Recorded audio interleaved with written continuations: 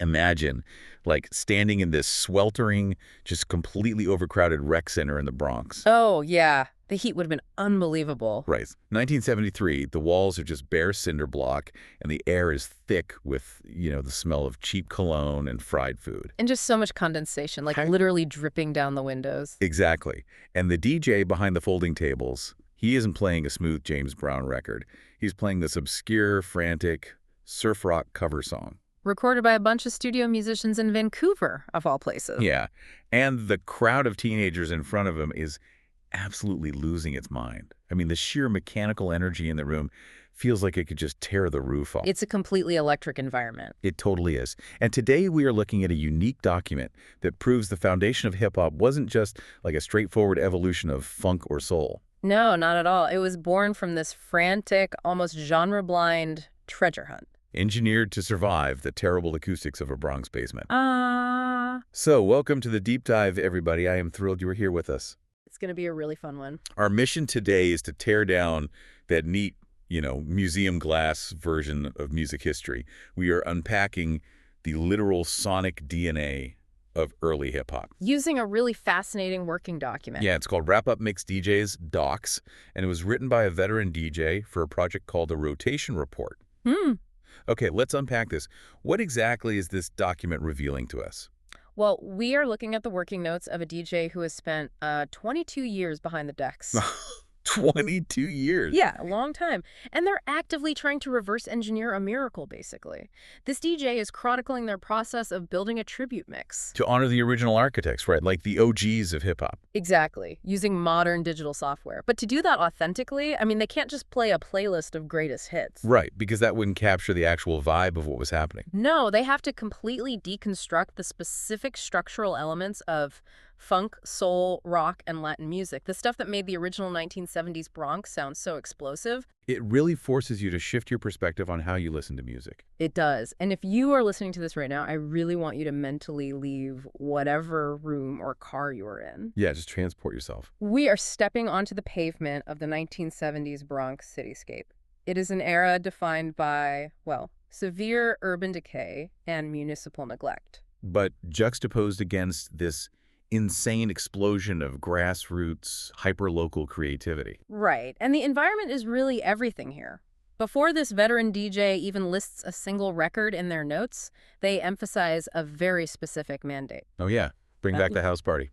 That line really stuck out to me. It's the core of the whole thing. They describe the early scene entirely through the lens of community events, like rec centers and block parties. And for anyone who follows the history of this culture, you know we aren't talking about a concert venue with optimized acoustics. Oh, definitely not. No polite audience staring at a stage. We are talking about 1520 Sedgwick Avenue, the rec room of a literal apartment building. Right.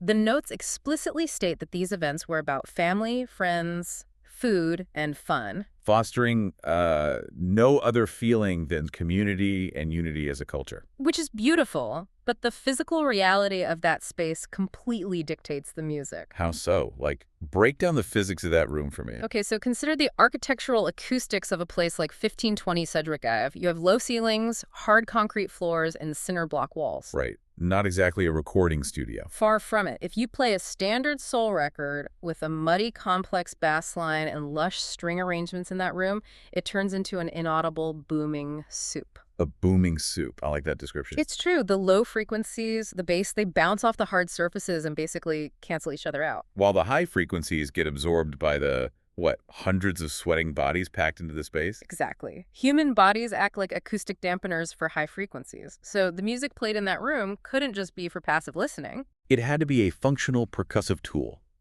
Something designed to literally cut through the acoustic garbage and hit the human body directly. You nailed it. And that structural reality completely reframes how we should view these early DJs. It really does. I mean, we often romanticize them as these visionary tastemakers who graciously bestowed a new genre upon the masses. Right, like they came down from the mountain with the records. Yeah, but reading these notes, I find myself looking at it from the opposite direction. I see a DJ being, held hostage by the dancers. That is a great way to put it, held hostage by the vibe. Because if you are playing a record and the complex bass line turns to mud, the dancers stop moving. And if they stop moving, the party dies. And you definitely don't get hired to play the next block party. Exactly. The dancers, the b-boys and b-girls, they were demanding this unrelenting, aggressive, unifying force. They needed something they could break to. So the DJ is frantically digging through crates, not necessarily to be a visionary, but just to survive the demands of a hypercritical room. That tension is so fascinating to me. It's the crucible where the culture was forged. The DJ might have the technical skill, but the crowd acts as an unforgiving, real-time feedback loop. If the energy dips for even like 10 seconds, the floor clears out. Exactly. However, I will defend the visionary aspect of these early DJs a bit, because fulfilling that demand required a really radical cognitive leap. Right, they couldn't just play the songs the way the artists intended. No, they had to stop listening to music as complete songs and start listening to it as raw, harvestable material. Which brings us to a really interesting point in the veteran DJ's notes. Yeah. They highlight a very specific era they research to recreate this vibe. The window from 1967 to 1975. Yeah, I want to pause on that specific window because we all know that funk, rock, and Latin beats are foundational to hip-hop. Sure. I mean, if you're listening to this, you've likely heard Aerosmith mashed up with Run DMC or the heavy Latin influence in 90s boom bap. Totally. It's everywhere. But this specific 8-year window, 1967 to 1975, is just so incredibly tight. It is. And the notes list a massive, chaotic melting pot of genres within that window. Yeah, it's like late 60s to mid-70s funk, soul records with heavy drum breaks, Latin pop, Latin rock, reggae, rare groove. Early disco percussion records, too. And rock records with heavy drums, like it's all over the place. Why that specific time frame? Well, the time frame is not a coincidence at all. It is actually a technological sweet spot in the history of audio recording. Okay, tell me more about that. So before 1967, drum kits were often recorded with just one or two microphones, usually placed fairly far back in the room. Which gave it kind of a distant sound. Yeah, it resulted in a very thin, sort of atmospheric drum sound. It didn't punch. Ah, okay. That makes sense. But by the late 60s, recording engineers started close-micing the drum kits. They started using techniques that captured the heavy, visceral punch of the kick drum. And the sharp crack of the snare. Exactly. Furthermore, this was the era just before the widespread adoption of drum machines and synthesizers in the late 70s. Right, before everything went electronic. So from 67 to 75, you have the absolute peak of analog human percussion. You have incredible studio drummers playing with raw, unquantized human swing. And it's all captured with those heavy, aggressive microphone techniques. Precisely. And because the Bronx DJs were hunting specifically for that heavy, punchy drum sound to cut through the terrible acoustics of the rec center, they didn't care what section of the record store the vinyl came from. They really didn't. Genre was irrelevant. Our veteran DJ pulls out a quote from their notes that acted as the universal law for these original architects. If it had a breakbeat, it was played. It is such a brutal, utilitarian approach to art. I kind of love it. Right. It completely ignores the original artist's intent. Like, a British rock band might spend 6 months writing this emotional ballad about a breakup. Oh, yeah, pouring their hearts out. And the Bronx DJ buys the record, completely throws away the lyrics, throws away the guitar solo, and just harvests the 4 seconds of heavy drumming in the bridge. It is the ultimate democratization of sound. What's fascinating here is how this utilitarian rule dissolved cultural and genre boundaries entirely. Yeah, the document specifically highlights the inclusion of early disco percussion and Latin pop and rock. Which is key, because in the context of 1970s New York, Latin music, particularly salsa and boogaloo, was heavily reliant on congas, timbales, and bongos. And how do those instruments behave in that terrible cinder block room? Well, those hand drums sit in a much higher frequency register than a standard kick drum or a bass guitar. So they don't turn into that booming soup we talked about. Exactly.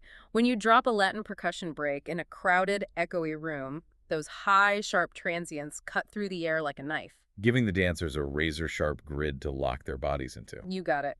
So a DJ could seamlessly blend the heavy, plodding kick drum of a rock record with the frantic, high-frequency bongos of a Latin pop track. Creating a composite sonic environment that was mathematically perfect for the room. Yes. It makes me think of training an AI model today, actually. Ah, that's a great analogy. How so? If you want an AI to generate a specific outcome, you feed it thousands and thousands of disparate data points. You basically scrape the entire internet. Right. These DJs were essentially scraping the entire physical inventory of New York City's record stores, feeding thousands of vinyl albums into their own mental models. searching for the one anomalous output that behaved perfectly in that rec center environment. And that output was the breakbeat. That is a perfect parallel. Whoa. But finding that rare 10-second drum solo creates an immediate, pretty catastrophic problem for the DJ, doesn't it? Oh, absolutely. 10 seconds is entirely insufficient for a b-boy to execute a full floor routine. Right. You have this massive crowd of teenagers waiting all night for that specific surge of adrenaline. The music drops out to just the heavy drums, the dancer hits the floor. And then boom, 10 seconds later, the singer comes back in, the melody returns, and the energy completely deflates. It's a momentum killer. Which means we can't just talk about the records. We have to talk about the physical engineering required to solve that problem. Here's where it gets really interesting. Just finding a rock record with a good drum break doesn't invent a new culture. No. The source document points to DJ Kool Herc and Grandmaster Flash, and specifically names the technique they used to overcome this limitation. The merry-go-round. Yes. They had to figure out how to stretch 10 seconds of analog audio into 5 minutes of continuous sound. Decades before digital loop pedals or samplers existed. I really want to break this down for our listeners because the mechanics of the merry-go-round represent such an insane leap in human-machine interface. It really is. To understand it, you have to understand the physical constraints of a 1970s turntable. Okay, walk me through it. I'm at the folding table with the DJ. All right, so the DJ has two identical copies of the same record, turntable A and turntable B. Identical records, got it. They locate the exact visual groove on the vinyl where the drum break begins. Wait, visual groove, they can see the drums. Yes. Vinyl records physically encode loud, bass-heavy sections, like a drum break, as wider, darker bands on the surface of the record. That is wild. So the DJ learns to read the surface of the disc like a topographical map. I want to interject here because the physical difficulty of this cannot be overstated. Today, if you want to loop a beat, you click a mouse and the software snaps it perfectly to the grid. It does the math for you. But back then, you have a direct drive or belt drive turntable. You have to literally remove the standard rubber mat from the turntable platter. Right, and replace it with a slip mat. Usually a piece of felt, sometimes with wax paper underneath it. To reduce friction. Exactly. This allows the heavy metal platter of the turntable to keep spinning at 33 or 45 rotations per minute while the DJ physically holds the vinyl record still with their fingertips. The tactile precision required is just staggering. Because while turntable A is playing those 10 seconds of heavy drums, the DJ is holding the second copy of the record perfectly still on turntable B. with the needle resting exactly in the microscopic groove where the first kick drum of the break is cut. Right. And then the DJ has to monitor the audio of turntable A, anticipate the exact millisecond the drum break ends.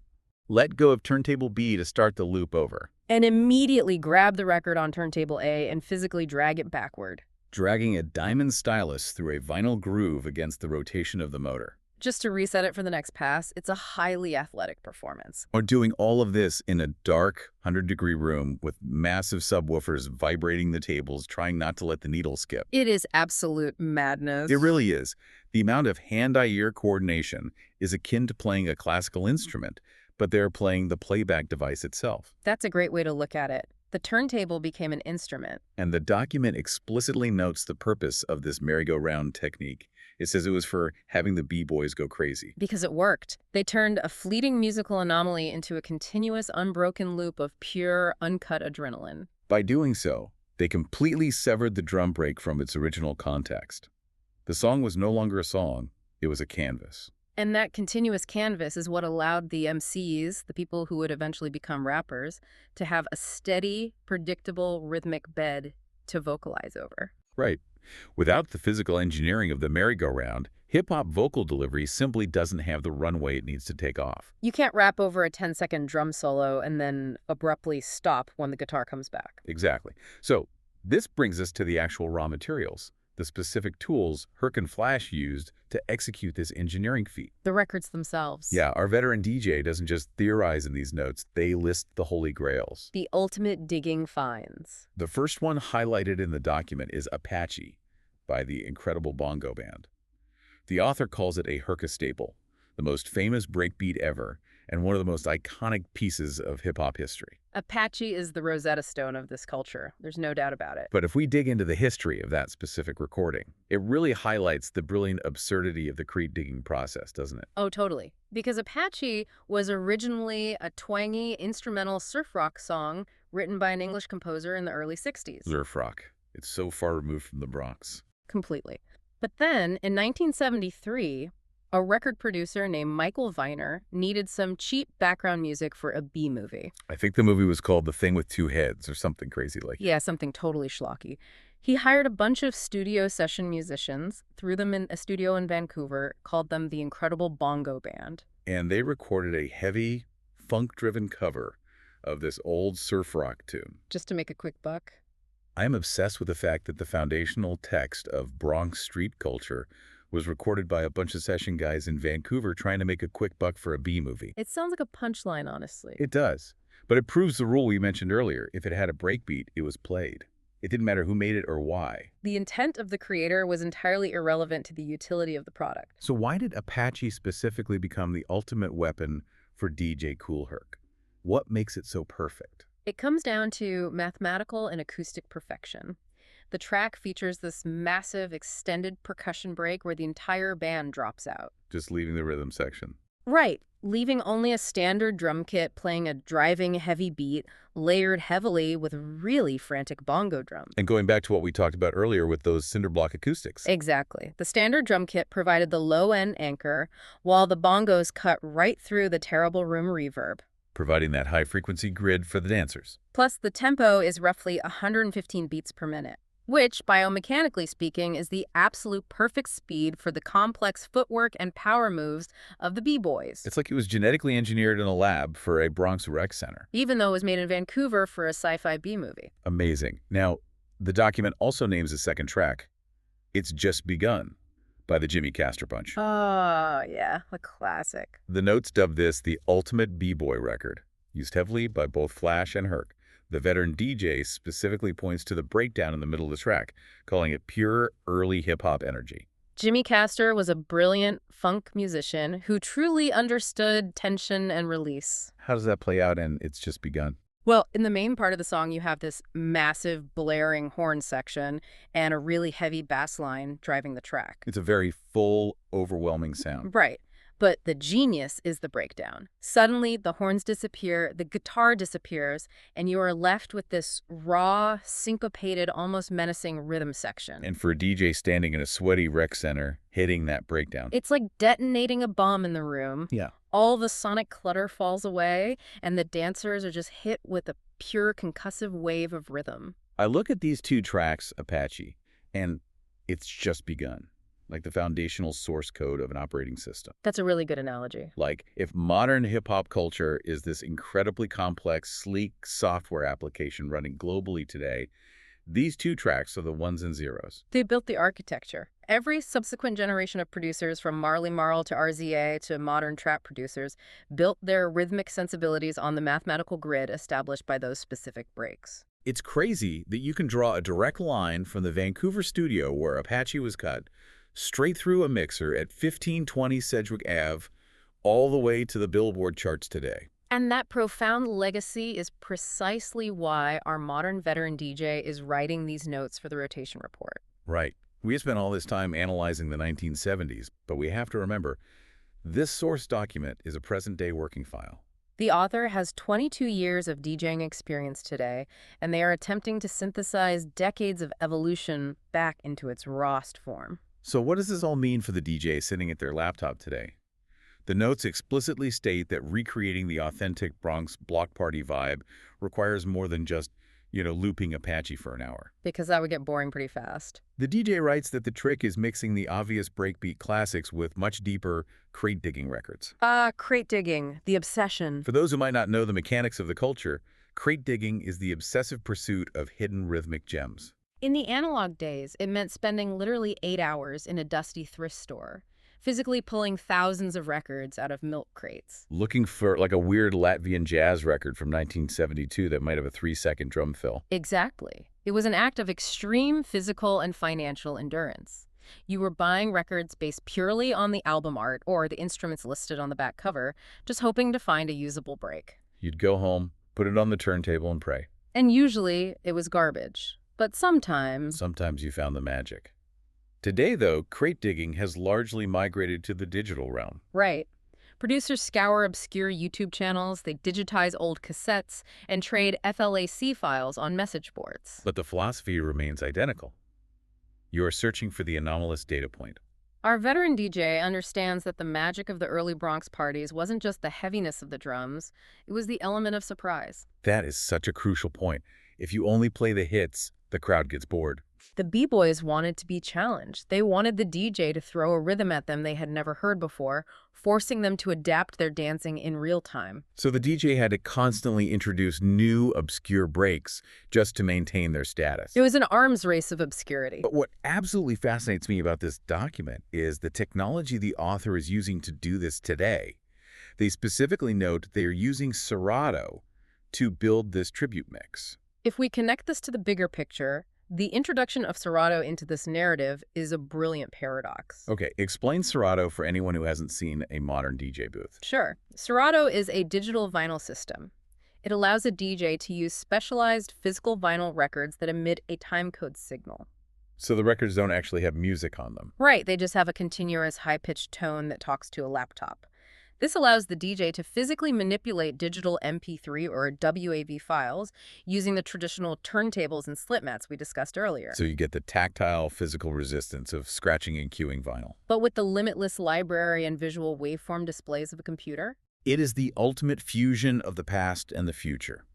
You don't have to carry 6 heavy crates of records up a flight of stairs anymore. Which every DJ's back is very thankful for. And you can see the breakbeat visually represented as a colorful waveform on your screen instead of squinting at the dark grooves on black wax in a dimly lit room. But the irony is just stunning, isn't it? It really is.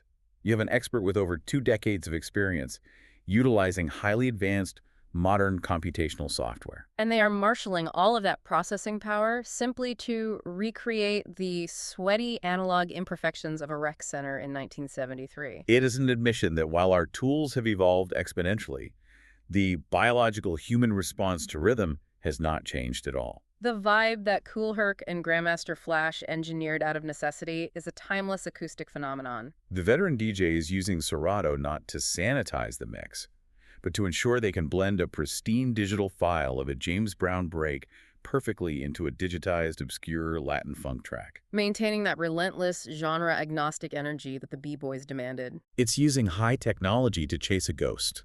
I find that incredibly moving. It's a beautiful way to honor the pioneers. We started this deep dive looking at a seemingly simple working document, a checklist for a DJ mix. But by unpacking these notes, we've traced the blueprint of a cultural revolution. We really saw how the brutal, echoey acoustics of Bronx rec centers combined with the unrelenting physical demands of the community. The family and friends gathered for a house party. Forced local DJs to completely rethink the utility of recorded music. And we observed how those constraints led to a hyper-specific archaeological dig through the audio recordings of 1967 to 1975. The DJs ignored cultural boundaries, totally discarding the intended meaning of rock, Latin pop, and soul records. They were hunting only for the breakbeat. And through the sheer mechanical genius of techniques like the merry-go-round, they conquered the limitations of analog audio. Stretching 10-second anomalies into the foundational canvas of a global movement. It's amazing. Every time you hear a chopped-up drum loop on the radio today, you are hearing the acoustic descendant of a Latin bongo player and a studio rock drummer. Forced into a marriage of convenience by a DJ trying to keep a rec center dance floor from emptying out. The sheer willpower it took to engineer that sound is staggering. The legacy detailed in this veteran DJ's notes reminds us that innovation rarely happens in pristine conditions. It happens in the margins. Driven by limitation, necessity, and the immediate demands of the people in the room. That is the perfect distillation of this entire journey. It really is. And it leaves me with one final lingering thought that I want you, the listener, to sit with long after this audio stops. We've spent this time dissecting how the entire multi-billion-dollar architecture of modern hip-hop was built by isolating the discarded, forgotten 10-second drum breaks of past records. The stuff nobody else wanted. Exactly. It makes you wonder what totally overlooked commercial failure of a song being recorded right now. Maybe a weird AI-generated jingle or an obscure indie synth track? contains a 3-second sonic anomaly that someone will dig up 50 years in the future, loop on whatever futuristic technology they have, and use to build an entirely new, unnamed genre. Wow. The source code for the future is probably hiding in a Bergen bin right now. It really is. Thank you so much for joining us on this deep dive. We will catch you next time.